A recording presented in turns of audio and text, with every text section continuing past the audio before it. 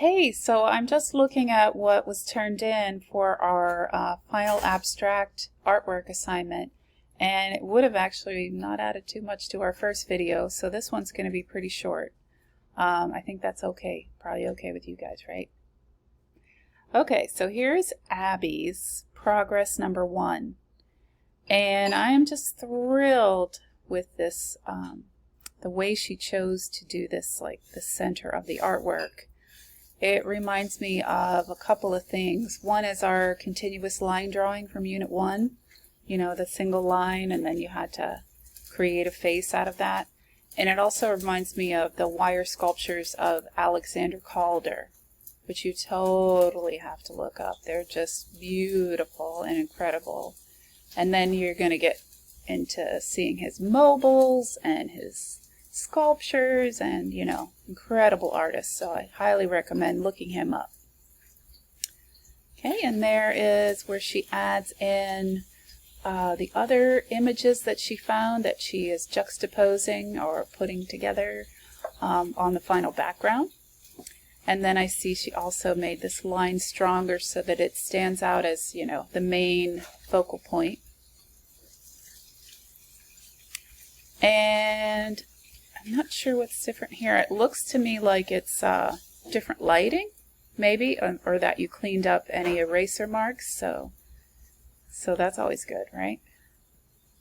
And then here is her final, and I think it's just delightful. It's got a lot of the things that we've learned so far in the class about creating different values, you know, with shading and charcoal, but yet it's abstract. So it's,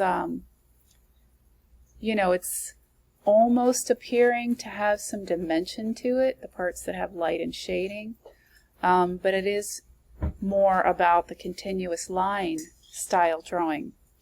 And yeah, I think it's great. I think it's wonderful, Abby, and we talked about that. And then Chloe, I just was like, my jaw dropped when I saw this, Chloe. Oh my gosh, this is just incredibly cool. Not only did you have a range of values, black and white, which I'm guessing this is done in marker, maybe? That's what it appears to be. But then also different shades with the different colors. And again, she's using her curve technique to make this the shape of each tooth appear to have dimension, so it feels curved. And this shading on, you know, I guess you'd say reptile skin, super cool. So this is a phenomenal piece for your portfolio. It's like graphic design, you know, it's really clean and sharp. So beautiful work, Chloe. And then here's Hailey's progress. When she put her 3 photos together, the 3 images that she collected on Google, she was experimenting with different patterns. So she put all the patterns together by putting them in different areas of her drawing. So I think that that's really interesting. And it's interesting that the face is abstracted into, you know, it's just like not a real face, obviously.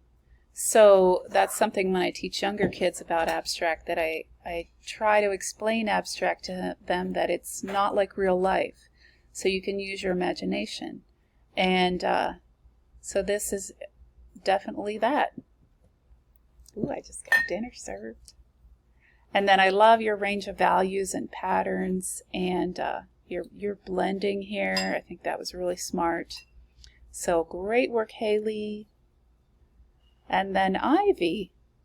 Ivy, this is it's so cool, and yet it's really pretty, and it's just adorable. I love how you didn't feel the need to make it the same on every side, you know, and like this even reminds me of a value scale drawing, you know, from creating different values by using different techniques. So if you look up value scale, it's just going to be blocks from dark to light or light to dark.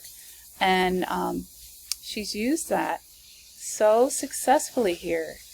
I mean, look at this light around the dark shape and how it goes into a darker shade. And then again, it was Hailey in her sketchbook assignment that used, you know, the circle technique to create a different value. So I love it. I think it's really cool. And then it's I'm guessing for Ivy, which feels like a personal statement to me. So fantastic work. And that's all we have so far. Hopefully you guys are still working on yours at home. If you haven't turned it in, remember you just lose 10 points if you're up to a week late. So you can turn those in as soon as you get the time. And I'll talk to y'all soon.